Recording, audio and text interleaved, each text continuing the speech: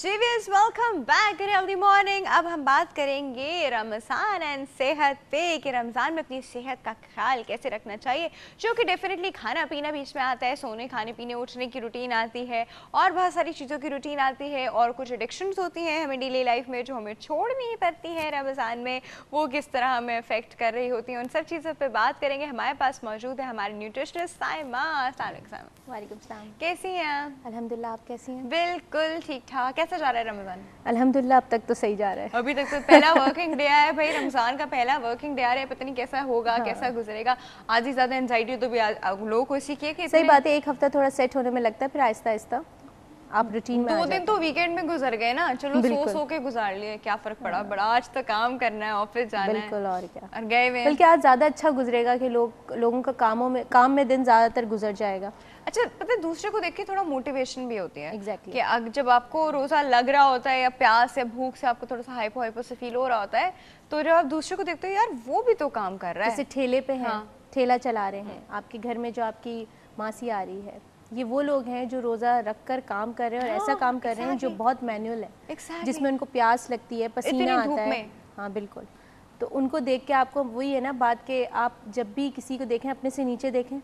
हाँ, इस चीज़ का ख्याल रखें और इल्म में जो है वो अपने से ऊपर को देखें, अपने से बड़े को देखें। सही, तो मतलब इतना घबराने वाली बात नहीं है जी। अब देखिए अल्लाह मेरे अगर किए हैं तो हो भी जाएंगे, कोई इतना मसला नहीं है। क्या वो 13, 14, 15 घंटे के रोजे, क्या फ़र्क पड़ता है जी, इबादत तो ऐसी होती है। अच्छा, हम सबसे पहले साइमा से पूछेंगे हमारे पोल का सवाल। हमारे पोल का सवाल है कि क्या रमज़ान में ऑफिस टाइमिंग कम हो जानी चाहिए? होनी चाहिए। क्यों? मतलब क्यों, उसकी वजह ये, अच्छा कम इन द इवनिंग हो जानी चाहिए और स्टार्ट मतलब बिगनिंग जल्दी होनी चाहिए।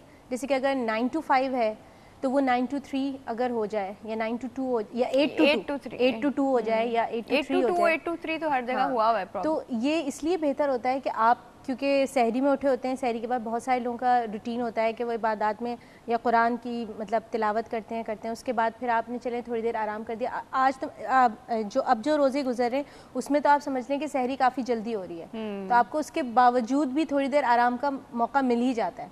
ठीक है, अगर आप 7:30 बजे भी उठते हैं, आप कुछ और तो करना नहीं है, सिर्फ आपको एक बात लेना है और आपको ऑफिस जाना है, तो बस आप ऑफिस पहुंच जाएं और उसके बाद ये है कि आपका एक रूटीन वर्क स्टार्ट होता है। 3 बजे आप ऑफ करके आ जाते हैं, तब आपको दोबारा थोड़ा आराम का मौका मिल जाता है, क्योंकि जाहिर सी बात है आपने कुछ खाया पिया नहीं होता, तो आपको एक थकन तो महसूस होती ही है।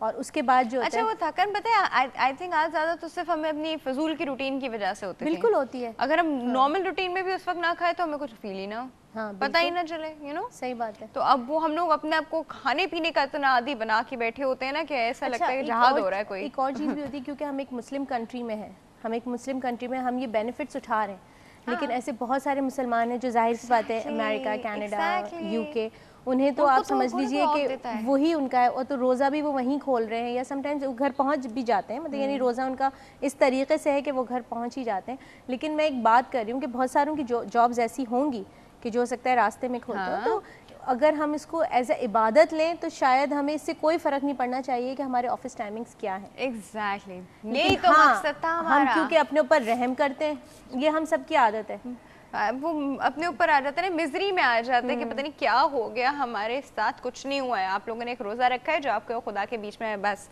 कॉल है हमारे पास, अटेंड करते हैं। अस्सलाम वालेकुम। Good healthy morning. नहीं पहचाना बेटा। यूसुफ साहब कैसे नहीं पहचान सकती मैं आपको, ऐसे क्यों कह रहे हैं आप मुझको?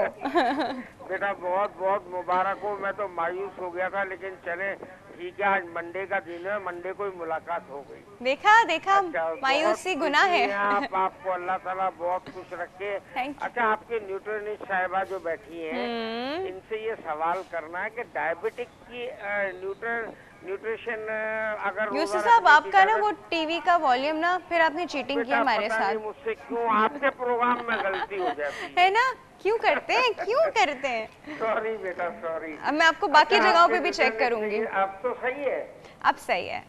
अच्छा, आपके न्यूट्रिशन से ये सवाल करना है कि जो लोग डायबिटिक के मरीज होते हैं और डॉक्टर उनको इजाजत दे देते हैं कि भाई आप रोजा रख सकते हैं, ठीक है, तो उनको किस किस्म की डाइट इस्तेमाल करनी चाहिए शुगर का इंटेक बढ़ाना चाहिए लॉन्ग फाके के ड्यूरेशन के लिए, या क्या करना चाहिए? क्योंकि मैं सही समझा नहीं सक रहा हूँ क्वेश्चन, लेकिन वो बेहतर समझ सकती है कि एक मतलब डायबिटिक पेशेंट जो हो, उसको इंसुलिन लेने वाला हो, उसको अपनी डाइट किस तरह लेनी चाहिए?